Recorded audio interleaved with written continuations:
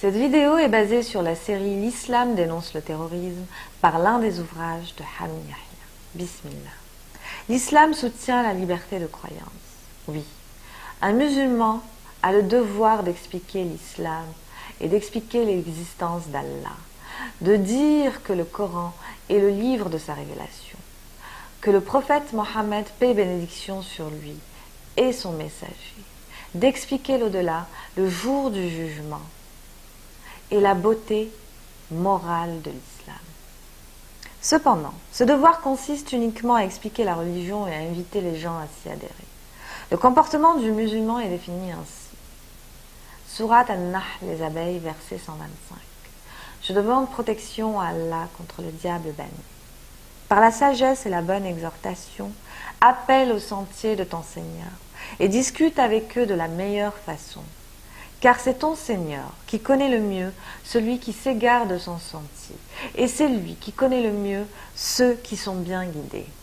Dans un autre verset, Allah nous dit ceci. Surat Al-Kahf, la caverne, verset 29. Je demande protection à Allah contre le diable banni. La vérité émane de votre Seigneur. Quiconque le veut, qu'il croit, et quiconque le veut, qu'il mécroit. Dans un autre verset, Allah fait un rappel au prophète, paix et bénédiction sur lui. Surat Kaf, verset 45. Je demande protection à Allah contre le diable banni. Nous savons mieux ce qu'ils disent. Tu n'as pas pour devoir d'exercer sur eux une contrainte. Rappelle donc par le Coran celui qui craint ma menace. Allah nous dit que sa religion doit être expliquée de la meilleure façon qui soit. Surat Al-Ankabut, l'araignée, verset 46. Je demande protection à Allah contre le diable banni. Et ne discutez que de la meilleure façon avec les gens du livre, sauf ceux d'entre eux qui sont injustes. Et dites, nous croyons en ce qu'on a fait descendre sur nous et descendre vers vous, tandis que notre Dieu et votre Dieu est le même, et c'est à lui que nous nous soumettons.